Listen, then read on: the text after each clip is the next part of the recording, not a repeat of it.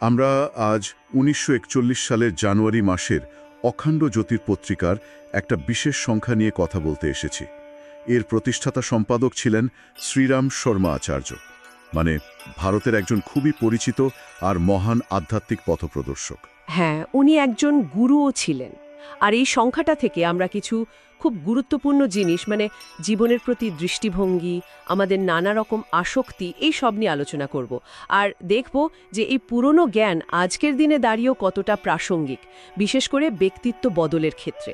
আর আচার্যজি লেখা তো শুধু বাংলাতেই নয়। না, ওনার লেখার বিশাল ভাণ্ডার আছে। বিভিন্ন ভারতীয় ভাষায় তো বটেই, এমনকি ইংরেজিতেও অনুবাদ হয়েছে। ফলে সারা বিশ্বের মানুষই ওনার ভাবনাচিন্তা সম্পর্কে জানতে পারে। দারুণ। বেশ, তাহলে আসুন ওই ১৯৪১ সালের লেখার গভীরে একটু ঢোকা যাক। দেখি আজকের জন্য কি জরুরি কথা সেখানে আছে। আচ্ছা, শুরুতে একটা লেখা দেখছি নবীন বর্ষ নামে। এখানে জীবনের ক্ষণস্থায়ী প্রকৃতির কথা বলা হয়েছে, তাই না? একদম ঠিক। আচার্যজি এখানে জীবনটাকে তুলনা করেছেন একজন পথিকের সাথে, যে হয়তো একটু সময়ের জন্য কোনো গাছের ছায়ায় বিশ্রাম নিচ্ছে। আমাদের পরিবার, প্রিয়জন, সম্পদ এই সবই যেন এই ক্ষণিকের আশ্রয়। ক্ষণিকের বিশ্রাম। হ্যাঁ, এই ভাবনাটা জীবনের প্রতি এক ধরনের নির্মোহ ভাব বা ডিট্যাচমেন্ট আনতে সাহায্য করে। এতে দুঃখ কমতে পারে। আর ব্যক্তিত্বকে স্থির, শান্ত করার জন্য এটা কিন্তু খুব জরুরি একটা দিক। জীবনের এই ক্ষণস্থায়িতার ভাবনার পাশাপাশি এখানে একটা কাঠুরের গল্পও আছে, বেশ ইন্টারেস্টিং। সে কাঠের বোঝা বইতে বইতে খুব ক্লান্ত। হ্যাঁ, মনে পড়েছে। আর এক সাধু তাকে শুধু বিশ্রাম নিতে বলছেন না, বরং বোঝাচ্ছেন যে ক্লান্তিটা শুধু শরীরের নয়, মনেরও। ওই বোঝার প্রতি তার যে মোহ বা আসক্তি, সেটাই আসল ক্লান্তি। এই গল্পটা ব্যক্তিত্ব পরিবর্তনের সাথে কিভাবে জুড়ে যাচ্ছে? খুব ভালো পয়েন্ট। এই গল্পটা আসলে একটা প্রতীক, বুঝলেন? আমরা জীবনে রোজ কত যে অপ্রয়োজনীয় মানসিক বোঝা বয়ে বেড়াই। ধরুন দুশ্চিন্তা, রাগ, পুরনো কোনো দুঃখ বা ভুল জিনিসের প্রতি টান। ঠিক। আচার্যজি এটাই দেখাচ্ছেন যে এই মানসিক আসক্তি বা মোহ যখন আমরা ছাড়তে পারি, ভুল জিনিসের উপর নির্ভরতা কমাতে পারি, তখনই মনটা হালকা হয়, শান্তি আসে।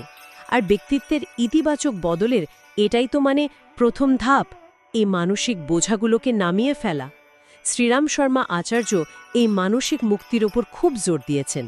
তার মানে বাইরের পরিস্থিতি বদলানোর আগে নিজের ভেতরের এই বোঝাগুলো সরানো বেশি জরুরি। আচ্ছা, আর একটা গল্প মনে পড়ছে, এক রাজা আর এক সাধুর গল্প। ও হ্যাঁ, ওটাও খুব গুরুত্বপূর্ণ।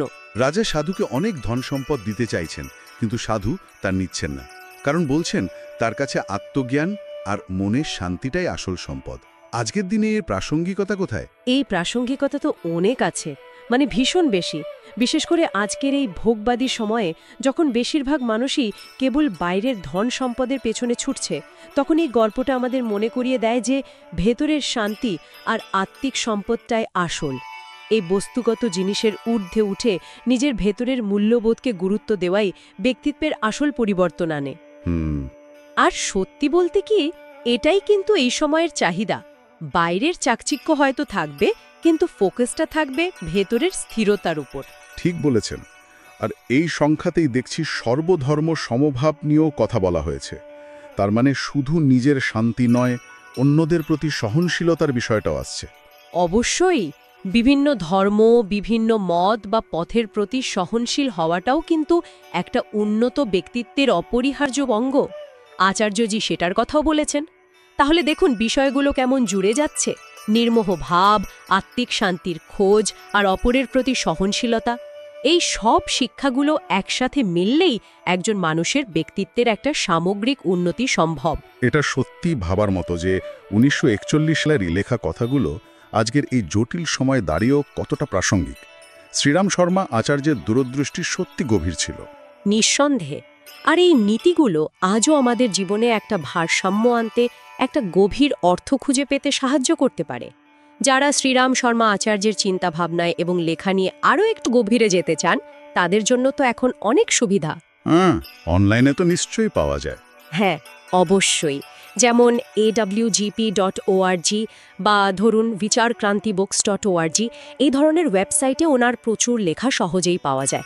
আর আগেই যেমনটা বলছিলাম, ওনার বহু লেখা বিভিন্ন ভাষায়, বিশেষ করে ইংরেজিতে অনুবাদ করা হয়েছে, তাই বিশ্বজুড়ে পাঠকদের জন্য ওনার কাজগুলো বোঝা এখন খুবই সহজ।